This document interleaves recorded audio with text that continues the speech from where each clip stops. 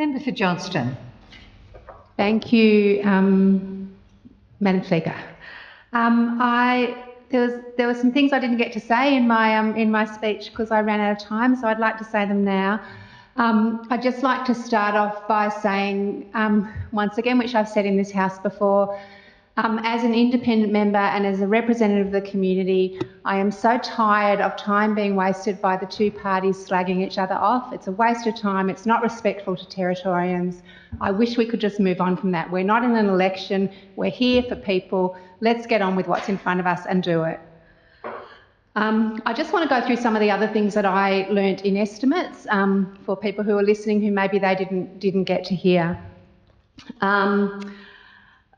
When asked about changes to the Anti-Discrimination Act, the Attorney-General said, "We are reigniting the flames of freedom."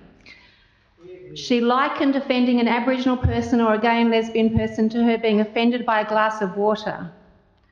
The new bill focuses on inciting hatred, and when asked, the Attorney-General couldn't detail what that actually means.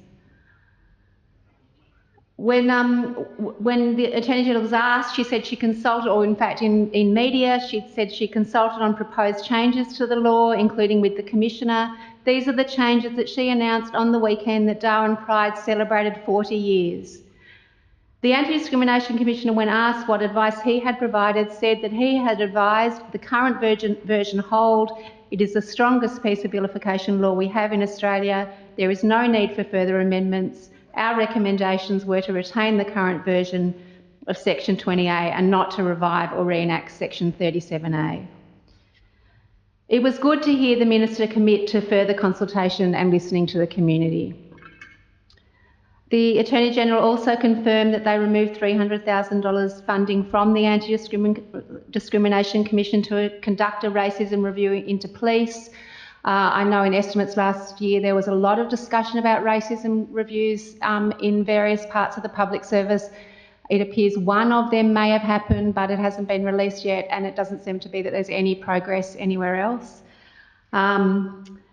When asked, the Attorney-General couldn't define Dolly Incapacts, despite having introduced laws to imprison 10-year-old children.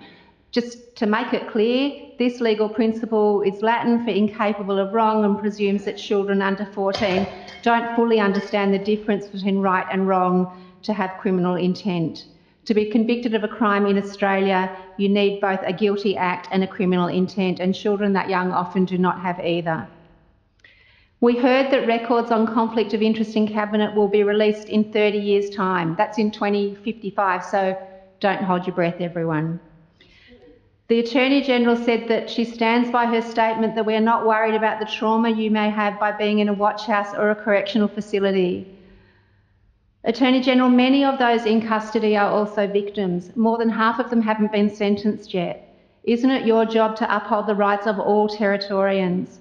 I'm also so tired of hearing that it's mutually exclusive to care for victims and care for the rights of people in custody. It's not either or.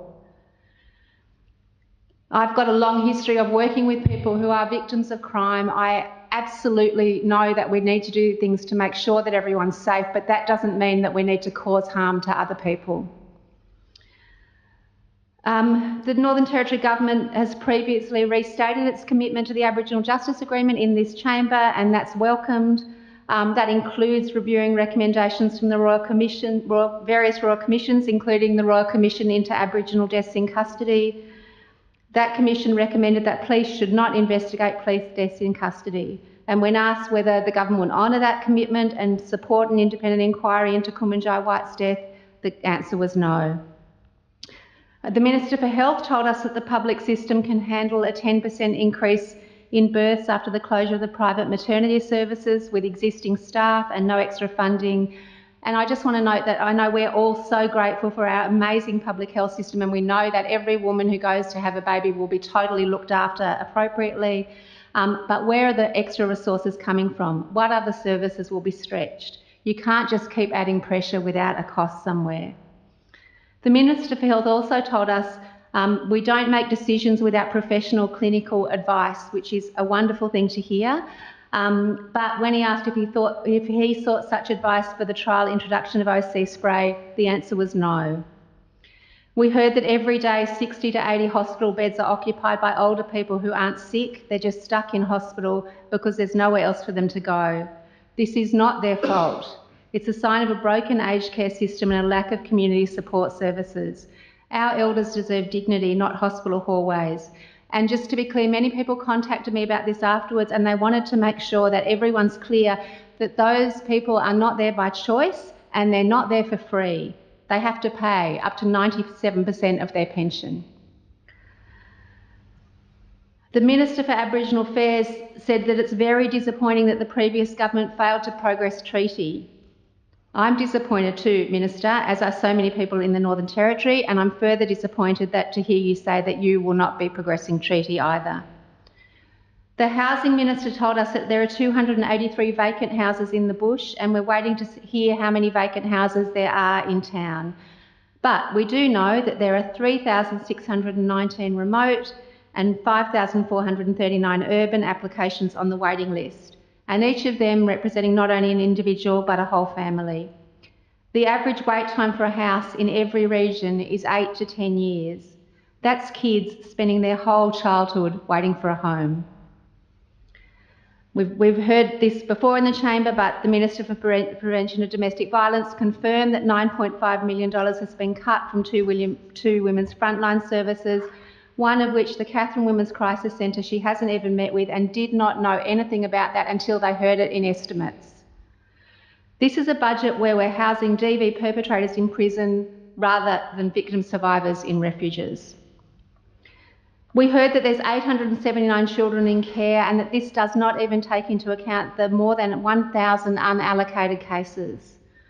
And the Minister for Child Protection told us that she does not have the data on how many of these children have a care plan. And I want to note that I think the Minister was as disturbed by that as the rest of us. When asked, the Minister for Lands, Planning and Environment couldn't answer what his definition of climate change is and what causes it. We were told once again in relation to conflict of interest in the public sector that it's managed through a conflict of interest register. And we were told once again that no, we can't see it. No one is asking for personal details like where someone's children go to swimming lessons. What people want to know is whether private interests are influencing public decisions. That's a reasonable expectation in any democracy. So, Madam Speaker, thank you for allowing me to finish that speech. I just want to say that once again, as an independent, as someone committed to representing both my community of Johnston and the interests of people beyond that in this chamber where we're making laws, I thank people who come to these processes with that broad interest, the interest of the whole territory at heart. I know all of us are here to try and make things better. I really look forward to a future where we can put aside the political point scoring. I'm saying this to both parties, where we can put aside the sniping, where we can put aside saying you did this, you did that, and actually get on with the job of making this the place it could be. Thank you, Madam Speaker. Are there any more speakers?